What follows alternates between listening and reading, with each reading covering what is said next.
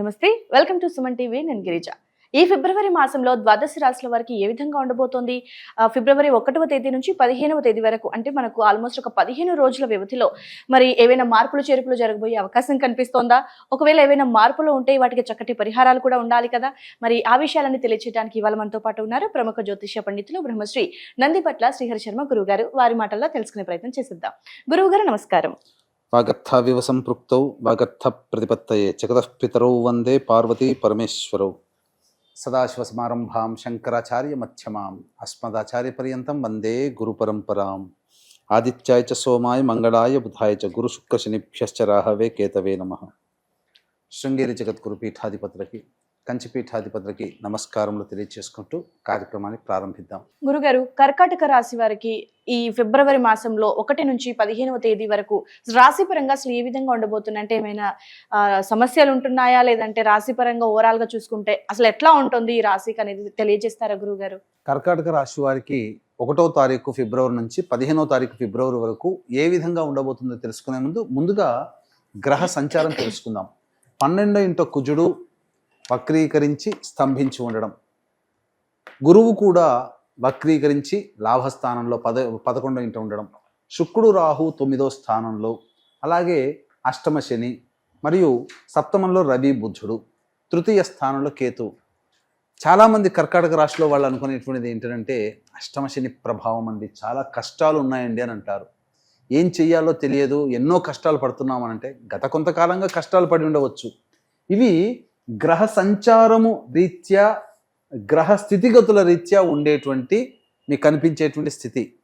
కానీ గ్రహ సంచారం జరుగుతూ ఉన్నప్పుడు మంచి ఫలితాలు ఈ కర్కాటక రాశి వారు ఈ సంవత్సరం పొందబోతున్నారు. అంటే గ్రాస్గా చూసినట్లయితే ఏదో అష్టమ శని పీడిస్తున్నట్టుగా, కానీ నెట్గా చూస్తే చాలా గ్రహాలు అనుకూలంగా ఉన్నాయి ఈ యొక్క కర్కాటక రాశి వారికి 15 రోజుల పాటు. ఏంటివని మనం ముందుగా తెలియజేసుకుందాం. కుజుడు 12వ ఇంట వక్రీకరించి ఉన్న కారణం చేత లాభభావ ఫలితాలు ఇస్తున్నాడు. అంటే ఏం చెప్పబోతున్నాడు? ఆటంకాలు వస్తాయిరా, జాగ్రత్తగా ఉండండి, అయినా కానీ మీరు ముందడుగు వేయండి, ఫలితాన్ని ఇస్తానని చెప్పి కుజుడు కూర్చున్నాడు అక్కడ. కాబట్టి ఆటంకాలు అనగానే భయపడి కాకుండా ముందడుగు వేసే ప్రయత్నం చేయండి, తద్వారా మంచి శుభ ఫలితాలు పొందుతారు. ఆ కుజుడు మీకు పాజిటివ్గా అయ్యే మార్గం ఇదొక్కటే. గురువు కూడా చాలా పాజిటివ్గా ఉన్నాడు. 11వ ఇంట స్థితి పొందింది, వక్రీకరించి స్థితి పొంది ఉండడం. ఈ దశమ భావము లాభభావము చాలా గురుతరమైనటువంటి బాధ్యతలు మీ మీద ఉండబోతున్నాయి. గురువు ఇచ్చేటువంటిది ఏంటంటే అదనంగా మీరు చేస్తున్నటువంటి వృత్తి ఉద్యోగాల్లో, వ్యాపారాల్లో మళ్ళీ ఎక్స్ట్రా వర్క్ను కూడా మీరు తీసుకోవాల్సిన పరిస్థితి, అనగా బాధ్యతలు, రెస్పాన్సిబిలిటీస్ మీకు వస్తాయి. ఇక 9వ స్థానంలో శుక్రుడు రాహువు, ఇది చాలా యోగదాయకమైనటువంటి పరిస్థితి. ముఖ్యంగా విద్యార్థులకి విదేశీ విద్య, విదేశీయానానికి సంబంధించినటువంటి చేయి ప్రయత్నాలు ఖచ్చితంగా వస్తాయి. H1B వీసా కావచ్చు, లేకపోతే విదేశాల్లో చదువు కావచ్చు, అన్నీ కూడా మీకు కర్కాటక రాశి వారికి అనుకూలంగా ఉంటున్నాయి. ఇక అష్టమ శని ఎలాగో కొంత ఇబ్బంది పడక తప్పదు ఈ యొక్క కర్కాటక రాశిలో జన్మించినటువంటి వారికి. ఇక మీరు గమనించుకున్నట్లయితే ప్రధానంగా ఈ రవి 12వ తారీఖు నుంచి అష్టమంలోకి వస్తున్నాడు, బుధుడు కూడా 11వ తారీఖు అష్టమంలో వస్తున్నాడు. కాబట్టి ఈ రవి బుధులు మీకు యోగించాలి కొంతవరకు అని అంటే 10వ తారీఖు లోపలనే వృత్తి ఉద్యోగ వ్యాపారాల్లో ఏవైనా నిర్ణయాలు తీసుకోవాలనుకుంటే 10వ తారీఖు లోపలనే నిర్ణయం తీసుకునే ప్రయత్నం చేయండి. 11వ తారీఖు నుంచి మాత్రము పెట్టుబడులకి అనుకూలంగా కాదు, ముఖ్యంగా స్పెక్యులేషన్ రంగంలో ఉన్నటువంటి వాళ్ళకి అనుకూలత కాదు. కాబట్టి ధనపరంగా ఇన్వెస్ట్మెంట్స్కి మాత్రం 10 లోపలనే చేసే ప్రయత్నం చేయండి. ఇక మనం ఇంకా పూర్తిగా ఇన్ డీటెయిల్డ్గా వెళ్ళినట్లయితే ఫుడ్కి సంబంధించినటువంటి వ్యాపారస్తులు, FMCG రంగంలో ఉన్నటువంటి వాళ్ళు, hotels, restaurant business, fruits business, అలాగే కర్రీ పాయింట్స్, తీర్థయాత్రలు, పూజా స్టోర్స్ నడిపేటువంటి వాళ్ళు, ఎడ్యుకేషనల్ బిజినెస్, అలాగే ఈ సంబంధించినటువంటి జ్యువెలరీ రంగము ఉన్నటువంటి వాళ్ళందరికీ కూడా ధనాదాయం చాలా చక్కగా ఉండబోతుంది. మీకు అన్నీ కూడాను అనుకూలంగా ఉండబోతున్నాయి. నేను ఇంతకుముందే మొదట్లోనే చెప్పాను, ఏదో కనిపించడానికి మాత్రం ఆటంకాలుగా ఉంటాయి, కానీ గ్రహాలు అనుకూలంగా ఉన్నటువంటి కారణం చేత ఆ సమస్యలన్నీ మిమ్మల్ని బాధించకుండానే మీ నుంచి దూరం అవుతాయని చెప్పవచ్చు. ఇక కుజుడు కూడా మీకు అనుకూలంగా ఉన్నాడు కాబట్టి రియల్ ఎస్టేట్ రంగము, వ్యాపారస్తులు, అలాగే న్యాయానికి సంబంధించినటువంటి విషయాల్లో ఉన్నటువంటి ఉద్యోగస్తులు, వ్యాపారస్తులు, వృత్తుల్లో ఉన్నటువంటి వాళ్ళు, అలాగే రైతులు, ఈ చెప్పినటువంటి వృత్తుల్లో ఉన్నటువంటి వాళ్ళకందరికీ కూడా పైకి నిరాశగా కనిపిస్తుంది, ఏమీ సాగట్లేదు అన్నట్టుగా ఉంటుంది. కానీ వీళ్ళ పనులు వీళ్ళకి తెలియకుండానే అన్ని గ్రహాల యొక్క అనుగ్రహం వలన పూర్తి చేసుకోగలుగుతుంటుంటారు. పూర్తి అయిపోయిన తర్వాత అరే ఇంత తొందరగా మన పనులు ఎలా అయ్యాయని చెప్పి ఈ రైతులు కానీ, న్యాయవాద సంబంధంగా ఉన్నటువంటి వాళ్ళు కానీ, రియల్ ఎస్టేట్ రంగంలో ఉన్నటువంటి వాళ్ళు కానీ మీరు ఆలోచిస్తారు అప్పుడు. కాబట్టి అయితే పెట్టుబడులకి మాత్రం, వ్యాపార విస్తరణకి మాత్రం ఈ యొక్క 15వ తారీఖు వరకు కూడా అనుకూలము కాదు. ఇక గమనించుకున్నట్లయితే ప్రధానంగా చర్మము, తోలు సంబంధమైనటువంటి వ్యాపారస్తులు, అలాగే ఈ ఐరన్ స్టీల్ రంగంలో ఉన్నటువంటి వాళ్ళు, క్లాస్ ఫోర్త్ క్యాడర్ ఎంప్లాయీస్గా ఉన్నటువంటి వాళ్ళు, ఇంకా చెప్పాలి అని అంటే ప్రధానంగా పారిశుద్ధ్య కార్మికులు, మున్సిపాలిటీ రంగంలో పనిచేసేటువంటి వాళ్ళు, ఇళ్లల్లో పనిచేసేటువంటి వాళ్ళు, వీళ్ళందరికీ కూడా సాధారణంగా అనుకూలత ఉండదు. ఏదో చెయ్యాలి కాబట్టి చేస్తున్నట్టుగా ఉంటుంది, కాబట్టి ఆదాయం అంతంత మాత్రంగానే ఉంటుంది. కాబట్టి ఈ రంగంలో ఉన్నటువంటి వాళ్ళు వ్యాపార విస్తరణకి పనికిరాదు. ఇక ప్రధానంగా చూసుకున్నట్లయితే ఈ సంబంధించినటువంటి 11వ తారీఖు నుంచి మాత్రము కర్కాటక రాశి వాళ్ళు అందరూ కూడా జాగ్రత్తలు పాటించడం, ముఖ్యంగా ధనపరంగా మనం గత కొన్ని నెలలుగా చెబుతూ వస్తున్నాం.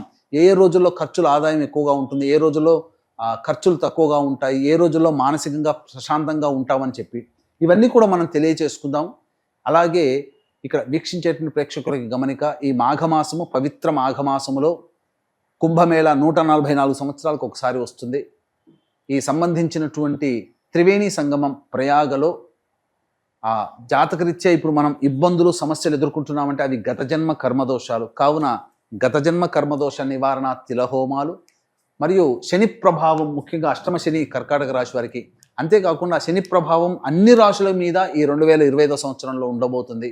కావున శని దోష నివారణ హోమాలు, మరియు జాతకరీత్యా కలుగు విద్య, వివాహ, ఉద్యోగ, దాంపత్య, సంతాన అనారోగ్యం, ముఖ్యంగా విద్య కోసం, పిల్లల కోసమే ఈ సంబంధించినటువంటి 18 రకాల సర్వ ప్రాయశ్చిత్త గత జన్మ దోష నివారణ తిల హోమాలు అనేటువంటివి పర్ హెడ్ 2100 రూపాయలకి ఫిబ్రవరి 12వ తారీఖు రోజున జరిపించడం జరుగుతుంది.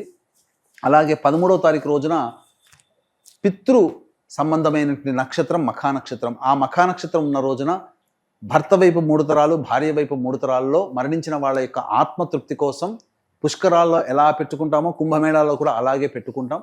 కావున వాటికి సంబంధించినటువంటి పిండ ప్రదాన తర్పణాది కార్యక్రమాలు కూడా మనం చేయించడం జరుగుతుంది. అవకాశం ఉన్న వాళ్ళు వాటి వివరాలు కార్యక్రమ తదనంతరం కాంటాక్ట్ చేసి నమోదు చేసుకోగలరు. ఇక మనం గమనించుకున్నట్లయితే 1వ తారీఖు, 2వ తారీఖు, 3వ తారీఖు ఈ 3 రోజుల్లో మానసికమైనటువంటి ప్రశాంతత లోపిస్తుంది, ఖర్చులు అధికంగా ఉంటాయి, ఏ పని చేయాలన్నా కూడా మనస్సు సహకరించదు, సంతానంతో విభేదాలు, సంతానం మూలకంగా ఖర్చులు, సమస్యలు పెరుగుతాయని చెప్పవచ్చు. ఇక 4, 5, 6, 7, 8 ఈ తేదీలలో కనుక చూసినట్లయితే ఉద్యోగ సంబంధమైన విషయంలో మీకు పురోగతి లభిస్తుంది.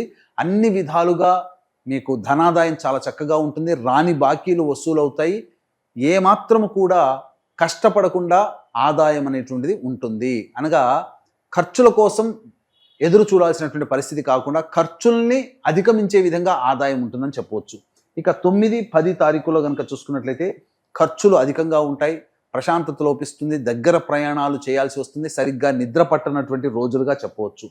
11, 12వ తారీఖుల్లో చూసుకున్నట్లయితే పెండింగ్లో ఉన్నటువంటి పనులన్నీ పూర్తి చేసుకుంటారు, కుటుంబ సభ్యులతో ఆనందంగా ఉంటారు, విందులు వినోదాలలో పాల్గొంటారు, బాధ్యతల్ని పూర్తి చేసుకుంటారని చెప్పవచ్చు. ఇక 13, 14 తారీఖులో కనుక చూసుకున్నట్లయితే కుటుంబ సంబంధముగా ఇబ్బందులు ఎదుర్కొంటారు.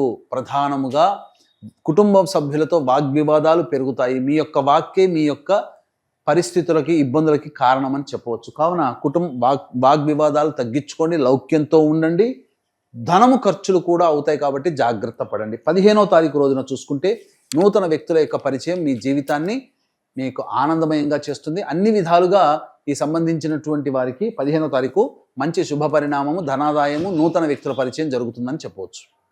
అయితే గురుగారు, మరి కర్కాటక రాశి వారికి అంటే ఈ మాసంలో మిశ్రమ ఫలితాలు ఏర్పడుతున్నాయని తెలియజేశారు కాబట్టి మరి వారి కోసం ఈ 15 రోజుల సమయానికి సంబంధించి మంచి పరిహారాన్ని ఏదైనా తెలియజేస్తారా గురుగారు? ప్రతిరోజు కూడాను కాలభైరవాష్టక పారాయణము, సుబ్రహ్మణ్య భుజంగ స్తోత్ర పారాయణం రోజుకి 3 సార్లు పఠించినట్లయితే కర్కాటక రాశి వారికి వచ్చేటువంటి చాలా మటుకు సమస్యలు పరిష్కరించబడతాయి. అయితే ఇప్పుడు చెప్పినటువంటి సమస్యల కంటే ఇంకా విభిన్నంగా మీ యొక్క జీవితం ఉంది అని అంటే మీ యొక్క జన్మజాతకంలో నడుస్తున్నటువంటి గ్రహ దశాంతర దశల యొక్క ప్రభావాలు. కావున దగ్గరలోని మంచి ఉపాసనా పొరలైనటువంటి జ్యోతిష్యులని సంప్రదించి వారి సలహాలు సూచనలు కనుక పాటించినట్లయితే మరింత మెరుగైనటువంటి జీవితాన్ని పొందుతారని చెప్పవచ్చు. ఓకే గురుగారు, రాశికి సంబంధించి రాశిపరంగా ఏ విధంగా ఉంటుంది, అలాగే వారు పాటించాల్సినటువంటి పరిహారాలను కూడా చాలా చక్కగా తెలియజేశారు గురుగారు. వీక్షకుల కోసం ధన్యవాదాలు. సర్వం శ్రీ ఉమామహేశ్వర పరబ్రహ్మార్పణమస్తు.